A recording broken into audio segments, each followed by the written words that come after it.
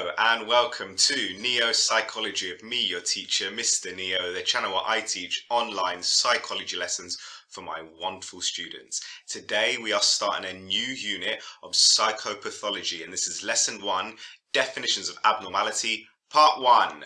Let's get started.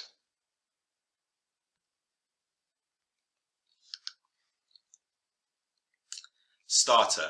Has anyone ever called you abnormal? If so, why? What does abnormal mean? And also, what does normal mean? Okay, really difficult way to sort of define what is normal, what is abnormal, but essentially that's what today and next lesson is all about. This module is concerned with psychopathology, which is the study of psychological disorders. Psycho for psychological, and pathology, which means the study of the causes of the diseases. The study of the psychological diseases, essentially.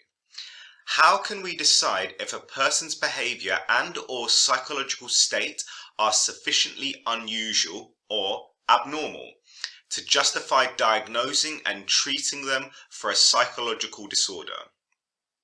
It is quite easy to determine when someone is physically ill, but it's a little more complex deciphering if someone is psychologically or mentally ill. Over the next 2 lessons, we'll consider 4 methods as to how we can define a person's behavior as abnormal. And the 4 definitions are: 1. Statistical infrequency. 2. Deviation from social norms. 3. Failure to function adequately. And 4. Deviation from ideal mental health. Now, here is the psychopathology unit as a whole. We're going to start with the definitions of abnormality. We're going to spend 2 lessons on that. And then I'm going to spend 1 lesson on each of the mental disorders that we're going to look into more detail. 1 lesson on phobias, 1 lesson on depression, and 1 lesson on obsessive compulsive disorder, OCD. And then we're going to spend a lesson explaining phobias from the behaviorist approach and how to treat phobias from the behaviorist approach. We're going to have a look at how the cognitive approach explains depression and treats depression, and then finally how the biological approach explains OCD and treats OCD. But today we're starting with the definitions of abnormality. How can we define abnormality, or if someone's behavior is abnormal? So as we said before, there are 4 definitions of abnormality. In today's lesson, the 2 methods of defining abnormality we'll be discussing are statistical infrequency and deviation from social norms. Right, here's the task. Can you match the definition with the correct definition of abnormality? Can you match the key term with the right definition of abnormality? I haven't even given you any information yet. I haven't even taught you any of this, but I think you can do it, okay? Pause the video, try and match it up. It's one of the things that students get confused about constantly. The question asks for one definition, they talk about another one, right? Can you match them up even before I've given you any information? Pause the video, give that a go. Right, let's read through the definitions of each key term, right? Behavior that is socially deviant, so not following social rules, is deemed abnormal. An inability to cope with everyday life. Behavior is a danger to themselves and others. Not being mentally healthy, lack of contented or happy existence, and certain behaviors are statistically rare and so are abnormal. Right, let's start with the first one. Statistical infrequency is going to be the one that talks about numbers, statistics. Certain behaviors are statistically rare and so they are abnormal. Next one, deviation from social norms. That's going to be about societal rules, okay? And it says there, behavior that is socially deviant or not following social rules is abnormal. Failing to function adequately is going to be the inability to cope with everyday life. Behavior is a danger to themselves and others, and also someone may be defined as abnormal if they are not meeting what is deemed mentally healthy, right? Lack of happy existence. Okay, 4 learning objectives today. We're going to have a look at statistical infrequency and then be able to evaluate it, look at deviation from social norms and apply knowledge to it, and then evaluate that one as well. Let's start with the first learning objective: show comprehension and apply knowledge of statistical infrequency.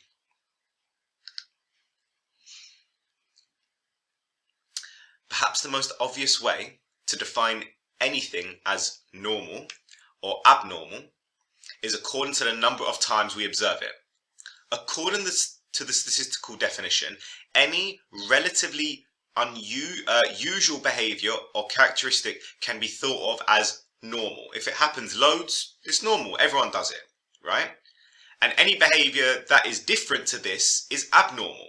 This is what is meant by statistical infrequency, okay? It's just about numbers. It's a numbers game. If lots of people do it, then it's normal. If very few people do it, it's abnormal. We can, for example, say at any one time, only a small number of people will have an irrational fear of spoons, Tom. This will be deemed abnormal. So the statistical approach comes into its own when we are dealing with characteristics that can be reliably measured. So for example, intelligence is one. And we know that any human characteristic, the majority of people's scores will cluster around the average, and that the further we go above or below that average, the fewer people will attain that score. This is called a normal distribution. On the right, you can see a normal distribution curve. You can see the normal distribution of IQ below. So you can see the mean IQ is 100, right? The average IQ of everyone is 100, okay? Because in likelihood, A-level students are likely to be watching this video, our IQ might be slightly above average, right? If we took everyone's IQ that's watching this video, it's likely to be ever so slightly above IQ because we are A-level students, okay? If we were to do this again at a university level, then it might be even higher, right? So the average IQ is 100, but most people fall between, let's say, 90 and 110, okay?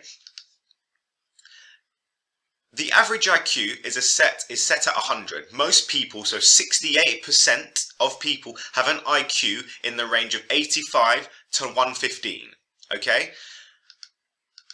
So the majority of us, 68% of the population, falls between those two. An IQ of 85, slightly below average, IQ of 115, slightly above average. Only 2% of people have a score below 70, okay? Those individuals who score below 70 are very unusual or abnormal according to this definition of statistical infrequency, and are liable to receive a diagnosis of intellectual disability disorder, what used to be known as mental retardation. So if you have an IQ of below 70, you are deemed you've got an intellectual disability, okay? So you are abnormal. And by the same premise, those people that have an IQ of over 130 are also deemed just as abnormal. It's just as rare to find someone with an IQ of over 130 as it is to find someone with an IQ of under 70. So that's abnormal as well. Stephen Hawking had an IQ of 140. And there he goes, right.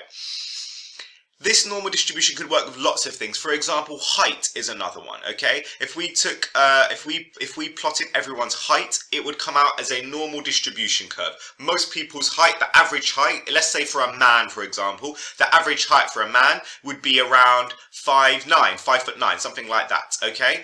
Those people that are below 5 foot will be deemed abnormal and therefore might have the term dwarf, and those people that are over the height of around 7 foot will be deemed a giant and will also be deemed abnormal. And you could do the same with weight as well, for example. Those people deemed over a certain amount will be deemed obese, and those people under a certain amount will be deemed underweight. So, statistical infrequency. This is the first definition we're going to learn about abnormality. It's quite a basic definition. It just looks at numbers. What is popular? What is unpopular? Okay? So, statistical infrequency. Complete the definition. Pause the video now. Write the definition down. It's important to know this. Get this sorted already first, and then we can build upon this. Build upon our strong foundations. Statistical infrequency.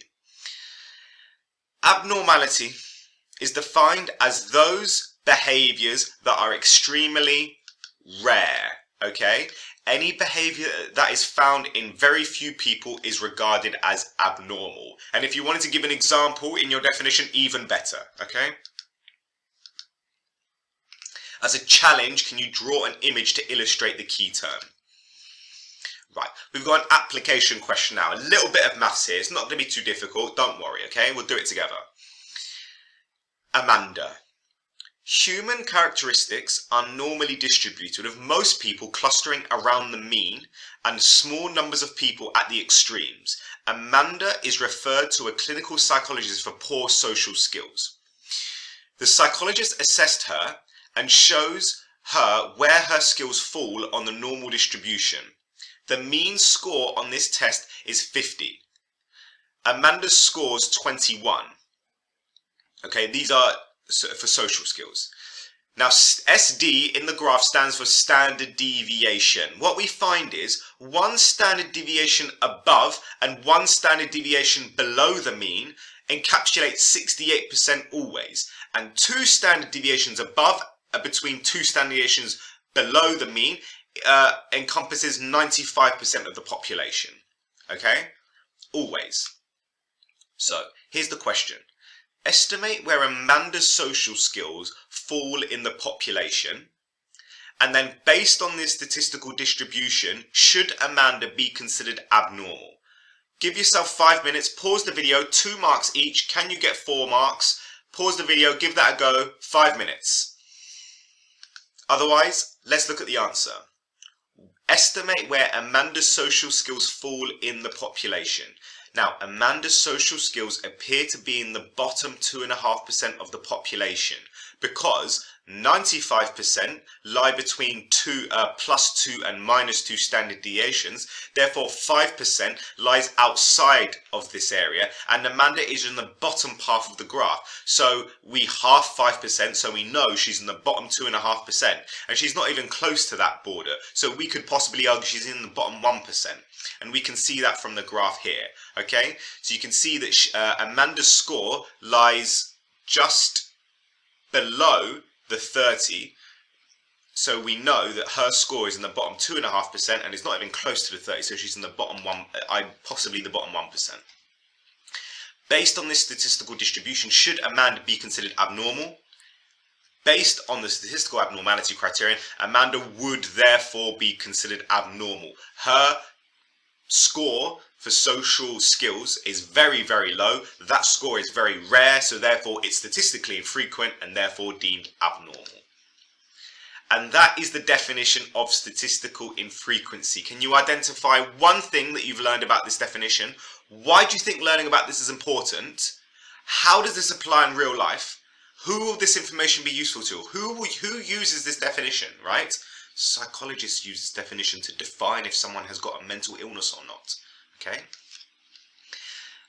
And that is the definition of statistical infrequency. I've ticked it off. I've done it already. We're moving on. We're going to evaluate this. Are there any strengths? Are there any limitations? Right? What do you think is good about this? What do you think is bad about this definition?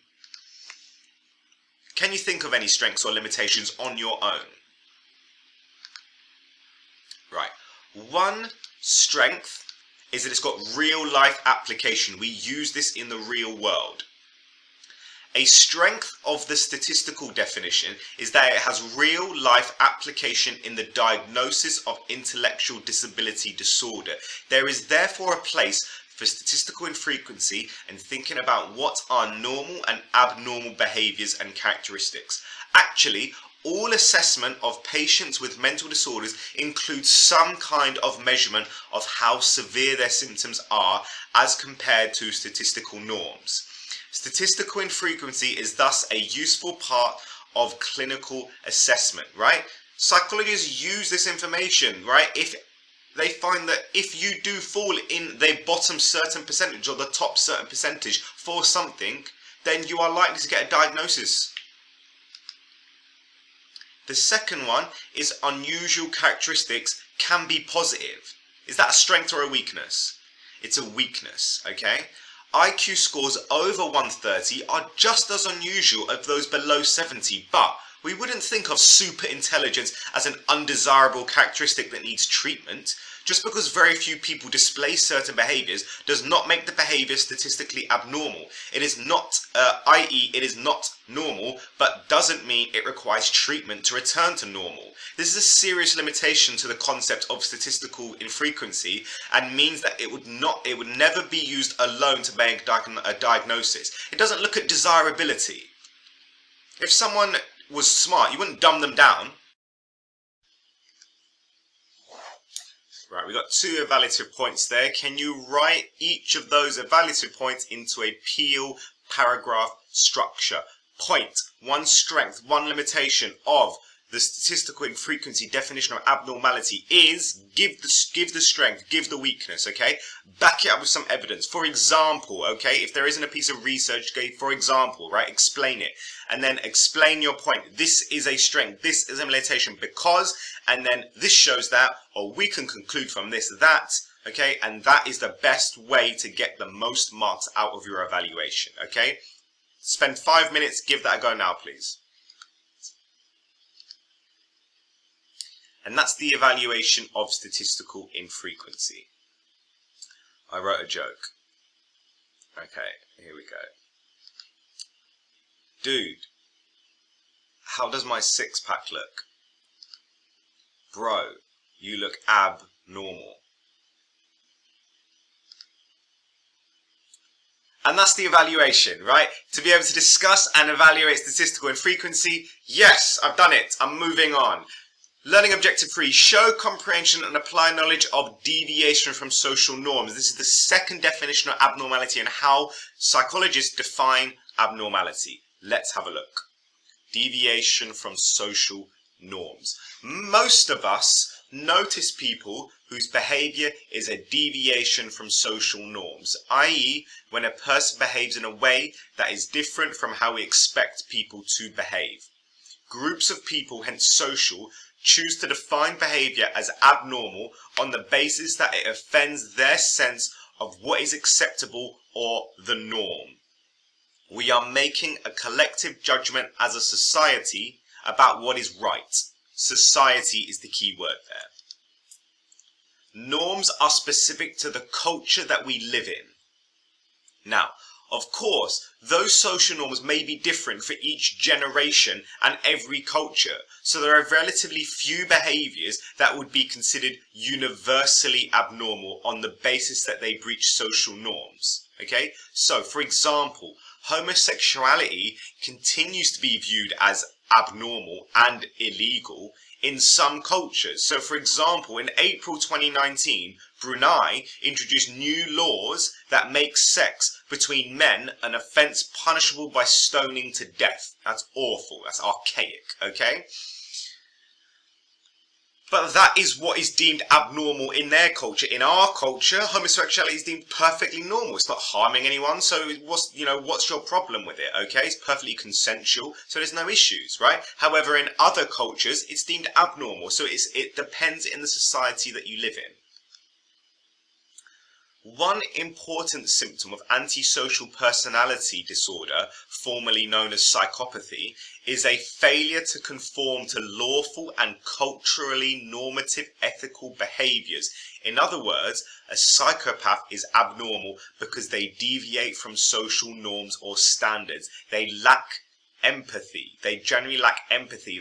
They don't feel guilt.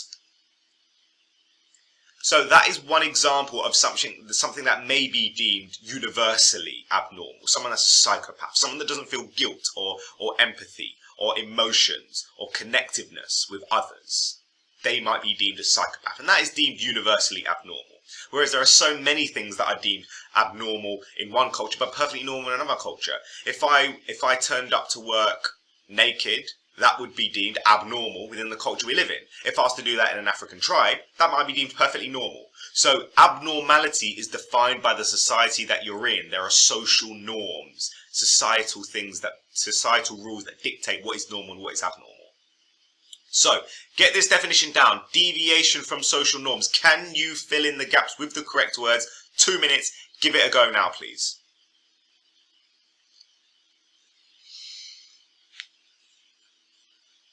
Okay.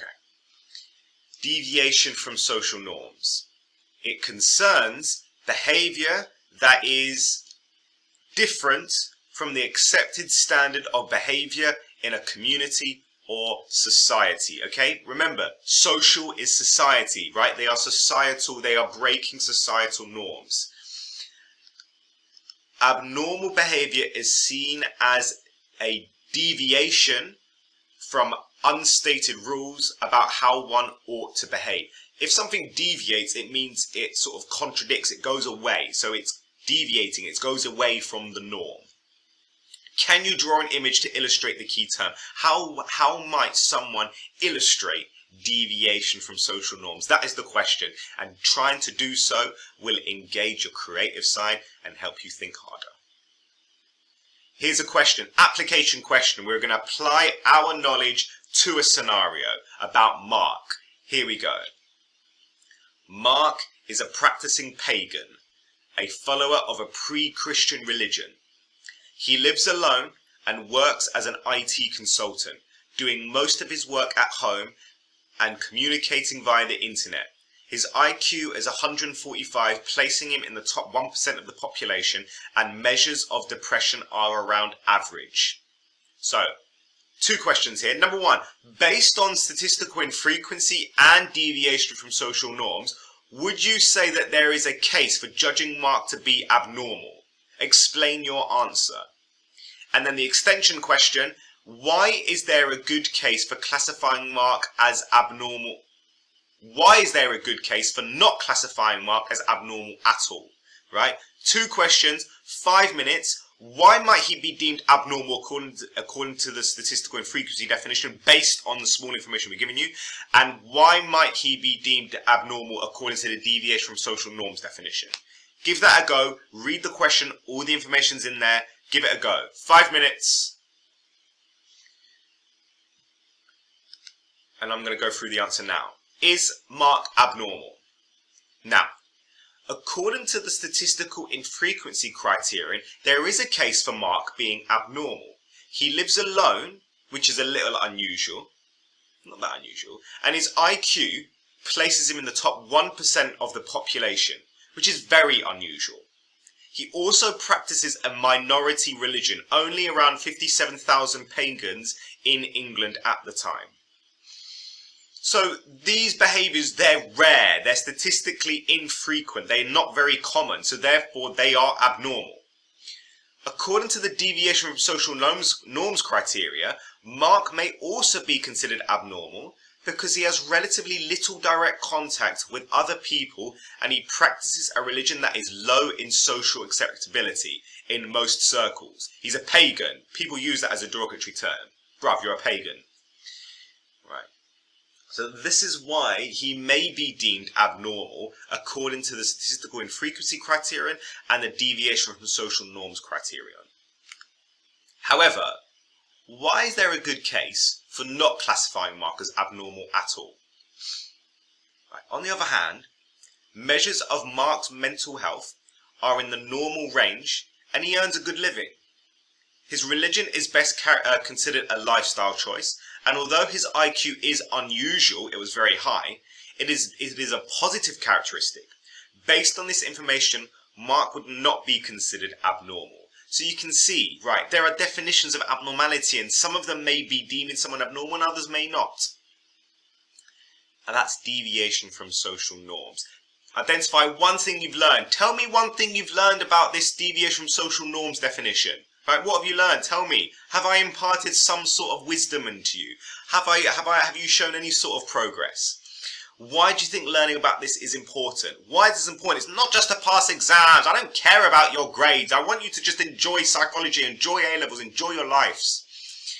Why does deviation from social norms apply in real life, right? How does this apply in real life? And who is this information useful to? Do you have any more questions? Write them down. And that's show comprehension and apply knowledge of deviation from social norms. Tick, we done it. Let's move on to the last learning objective, the evaluation. Let's evaluate deviation from social norms as a definition of abnormality. Evaluation AO3. What are some of the strengths and limitations of deviation from social norms? Right.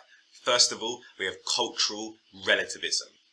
A problem with using deviation from social norms to define behavior as abnormal is that social norms vary tremendously from one generation to another and from one community to another.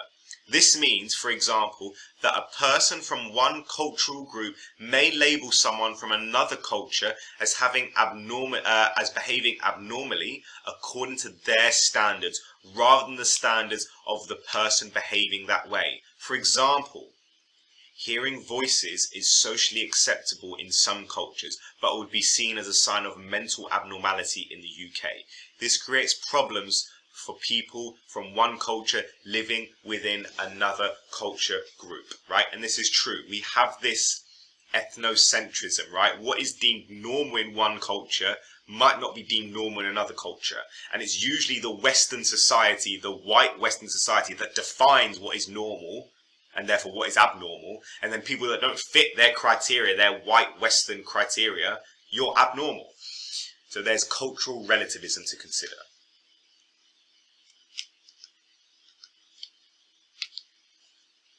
This is a weakness. One more evaluation is it can lead to human rights abuses. Too much reliance on deviation from social norms to understand abnormality can also lead to systematic abuse of human rights. Looking at the historical examples of deviation from social norms in the table below, it is pretty clear that these diagnoses were really there to maintain control over minority ethnic groups and women. The classification appears ridiculous nowadays, but only because our social norms have changed. More radical psychologists suggest that some of our modern categories of mental disorders are really abuses of people's rights to be different. So, in the past, there were terms to diagnose certain people as being abnormal, but what we believe is these were just terms that were used to put down ethnic minorities or control women. So, for example, we had the diagnosis of drapetomania. Who was it affecting? It was affecting black slaves. And what was the symptom of blackotomania? They were running away. So, if you were a black slave and you had the idea that you wanted to run away, you were mentally ill. What? You don't want to be on my plantation and work for me for free? You're trying to run away? You are mentally ill. You have got drapetomania, right? Clearly that is unacceptable. And then we've got nymphomania, and the group that it was affecting was women, and it was women who were sexually attracted to working class men. Oh, I can just imagine like the posh people that created that, you know. Excuse me, madam, would you like to go on a date with me? And then the woman goes, no, I prefer that kind of guy there, that builder who's already got his shirt up and he's all muscly. The builder? What are you talking about? Look at him, he's the working class, he's got no money, how can you not want to go out with me? Well, I don't know, I just like that guy over there, he looks nice, looks manly. You're a nymphomaniac, you've got nymphomania, you're obsessed with sex, you like sex with the working class, you're disgusting, you've got mental illness, right?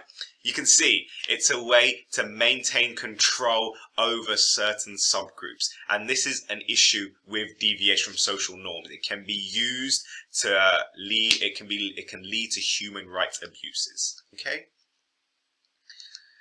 There we go. Role play over. Right. Can you write those two evaluative points into a peel paragraph structure for us, please? And that's the evaluation of deviation from social norms. And there's all 4 learning objectives to be able to discuss and evaluate deviation from social norms. Yes, I've done it. Tick. Right, we are on to the plenary now. I've got 4 multiple choice questions for us. Can you give it a go? Which of the following is statistically abnormal? A, an IQ of 45. B, IQ of 71. C, IQ of 120. D, an IQ of 100. An IQ of 45 would be statistically abnormal. It's very rare to find someone with an IQ that low. Question 2. Which of the following is not a deviation from social norms? A, laughing during a funeral service. B, aggression in a combat sport. C, transvestitism. D, watching a pirated film. The answer is B, aggression in a combat sport. Okay, that is obviously not deviating from social norms, but you could argue, depending on the society that you're in, transvestitism might be perfectly fine. 3, which of these is a criticism of statistical deviation? A, it has no real-life application in diagnosis and assessment. B, all unusual characteristics are a bad thing. C, unusual people need a diagnosis to help them become more normal. Or C or D, unusual positive characteristics are just as uncommon as unusual negative characteristics. The answer is D, it doesn't take into account desirability. And then number 4, which of these is a strength of deviation from social norms? A, real-life application in diagnosis and assessment. B, social norms are pretty much the same between different cultural groups. C, social norms are handy for justifying human rights abuses. Or D, social norms are a valid predictor for future mental health. The answer is A, good real-life application in diagnosis and assessment. And that was Lesson 1, Definitions of Abnormality, Part 1. Next lesson, we're carrying on with definitions of abnormality, looking at Part 2, 2 more definitions of abnormality. And there we go. Well done, my neuropsychologists. Great work today. I hope you're enjoying the lesson. That was Psychopathology, Lesson 1, Deviation from Ideal Mental Health. I've been Mr. Neo. God bless and peace. I'm feeling like Will. I feel like a prince. I'm feeling myself. I'm loaded with bills, cause I wasn't blessed with no Uncle Phil. Don't know how it feels. I wanted to flex, they told me to chill. I'm making a flip. My life is a flick, now load up the film.